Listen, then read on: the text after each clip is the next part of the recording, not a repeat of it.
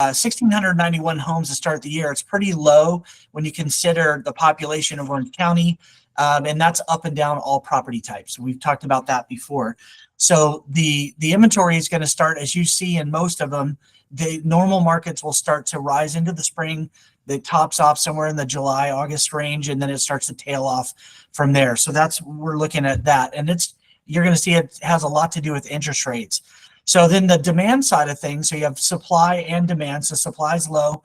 The demand side of that is starting off where it was last year at a very, very low rate. So, and that's primarily because the inventory is down, but because everything's selling pretty fast.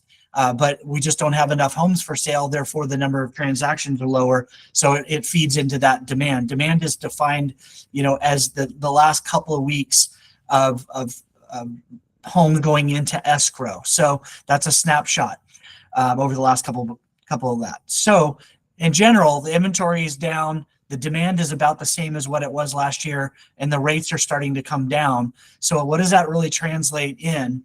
And it's not hard to predict the future when you study the past. And so I want to take you on a journey showing you what the rates have been since 2020. And you'll see it starts at the 3.2% right here in 2020.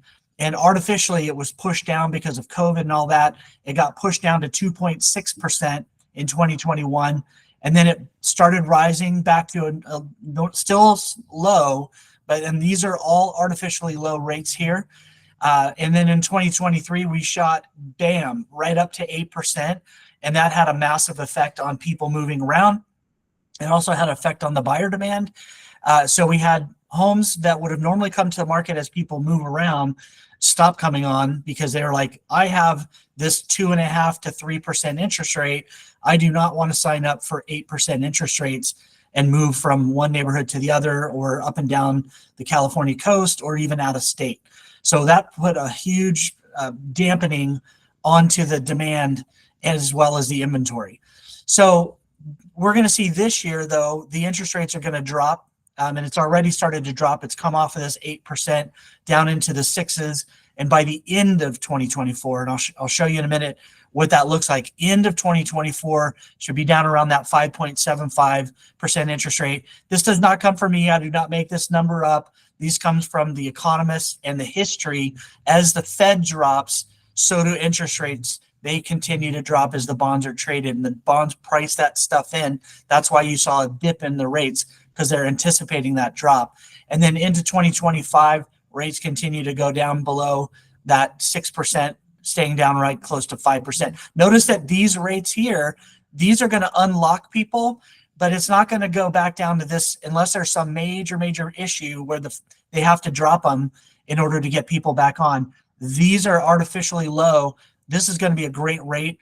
And home builders, when they started buying rates down for their people buying brand new properties, what they saw was that there was an increase in the buyer demand to buy new properties when they got the rate under 6%. And at that time last year, they were buying that rate down with programs. And John can tell you more than that. So it's projected that the Fed is going to start cutting interest rates in July. And the reason why, usually they don't cut it out of the kindness of their heart. You're going to start seeing, we got some employment numbers coming out tomorrow. We may see some dips in the employment numbers. They don't dip unless there's a problem, and there's going to be a problem coming. Everybody's been talking about some kind of a recession, whether it's a soft landing or whether it's a hard landing. That's waiting to be seen.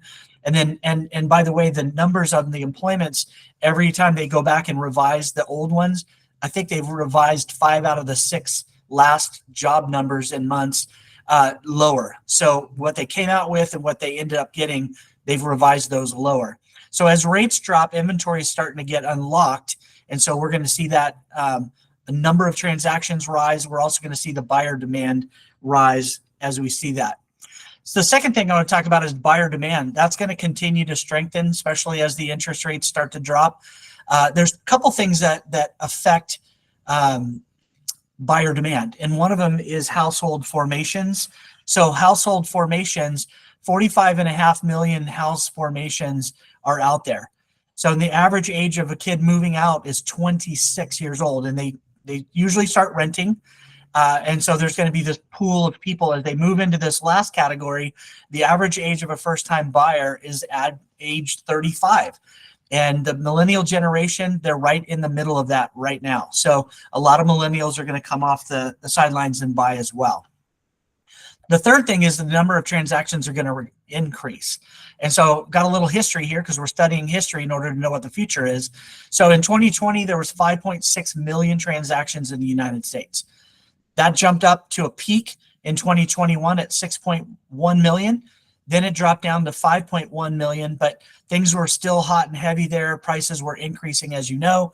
And even though things dropped all the way down, notice last year, they went from 5.1 down to 3.9. That's why we keep saying, hey, the number of home transactions are down, but it's because of the supply of homes. You don't have enough homes to sell. You don't have enough transactions. But that's going to change going into 2024. So 2024, we're going to see it bump up to 4.6 million. And that's coming from the economist and Lawrence Yun. He's the chief economist for the National Association of Realtors. The Orange County Association of Realtors are projecting a 20% increase in that rate in the number of homes. And also in local levels like our office and First Team, we're kind of being a little conservative. We're thinking, hey, 10 to 15% is going to be the increase in that.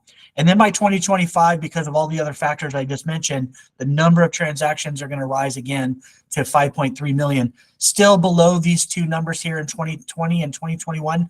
These were generated out of low interest rates. And so we're still going to have a balanced market then.